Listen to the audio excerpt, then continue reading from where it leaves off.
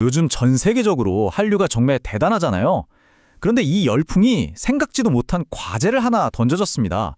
바로 한국어를 배우고 싶어하는 사람들이 폭발적으로 늘어났다는 거죠. 그럼 K-팝 다음은 과연 뭘까요? 이 질문의 답을 따라가다 보면요. 아주 놀랍게도 600년 전의 어떤 이야기, 바로 혁신과 공감에 대한 이야기와 만나게 됩니다. 자, 그럼 먼저 이 이야기의 시작점부터 한번 살펴볼까요? 바로 한국 문화의 성공이 어떻게 이 엄청난 수요를 만들어냈는지 말이에요. 음악 차트, 스트리밍 서비스, 어딜 봐도 K 콘텐츠가 정말 대세죠. 자연스럽게 그 콘텐츠를 제대로 즐기기 위해서 그 속에 담긴 언어, 바로 한국어를 직접 이해하고 싶어하는 사람들이 정말 많아졌습니다. 실제로 시애틀에서부터 저 멀리 카자흐스탄까지 전 세계 학교를 둘러본 교육자들이 이 열기를 직접 느꼈다고 해요. 그런데 한편으로는 아주 결정적인 문제점도 발견하게 됩니다. 자, 여기서 중요한 질문이 나오죠. 이 엄청난 열기를 어떻게 하면 체계적인 교육으로 잘 이끌어줄 수 있을까요? 그런데 놀랍게도 말이죠. 그 해답의 실마리가 수백 년 전 과거에 숨어 있었습니다. 네, 바로 한국의 알파벳, 한글 이야기인데요. 이 한글의 탄생 스토리는 그냥 새로운 글자를 만들었다에서 끝나지 않아요. 그 중심에는 정말 중요한 철학이 하나 자리 잡고 있습니다. 유명한 역사학자이신 최태성 선생님 말씀에 따르면 한국 역사의 시작은 정복이 아니라 사람을 돕겠다는 마음이었대요. 그리고 바로 이 정신, 이 원칙이 세종대왕을 움직인 가장 큰 힘이었습니다. 당시 세종대왕은 아주 근본적인 불평등 때문에 마음 아파했습니다. 뭐냐면 지배층만 쓰는 그 어려운 한자. 일반 백성들은 배울 엄두도 못 냈거든요. 그러다 보니 글을 몰라서 억울한 일을 당해도 하소연할 방법조차 없었던 거죠. 바로 이 양로 사건이 대표적인 예입니다. 글을 모른다는 이유 하나만으로 억울하게 고통받는 백성들의 사연이 세종대왕의 마음을 정말 크게 움직였던 거예요. 그리고 이게 모두를 위한 글자를 만들어야겠다는 그의 결심을 더 단단하게 만들었습니다. 세종대왕실록에 나오는 유명한 구절이죠. 내 일을 딱하게 여겨 모든 백성이 자기 생각을 자유롭게 표현할 수 있어야 한다고 믿었던 겁니다.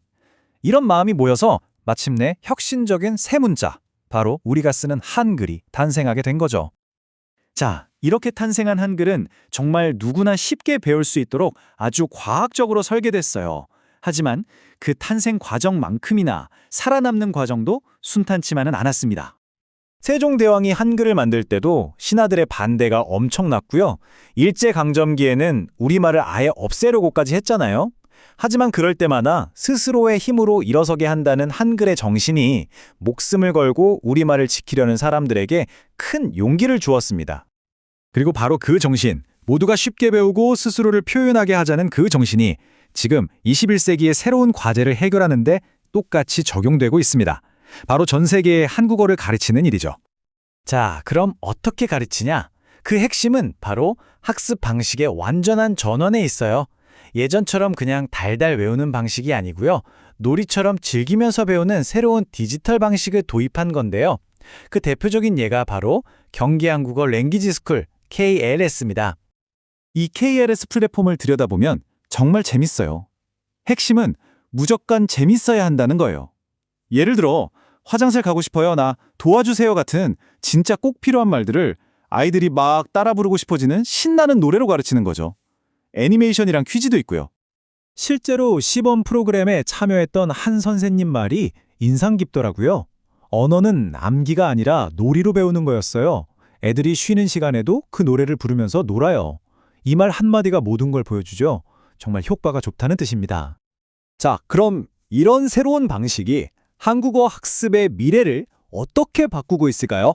이 KLS 플랫폼은 이미 전 세계의 학생들을 하나로 연결하는 다리가 되고 있습니다. 지금 보시면 한국에 있는 다문화 가정의 아이들은 물론이고요. 미국 워싱턴주나 카자흐스탄에 있는 학생들, 그리고 해외에 사는 우리 동포 자녀들까지 정말 다양한 학생들이 이 플랫폼을 사용하고 있어요. 그리고 이 숫자는 계속해서 늘어나고 있죠. 카자흐스탄의 장관이 직접 이 플랫폼이 중요한 다리가 될 것이라고 말할 정도니까요. 이게 뭘 의미하겠어요?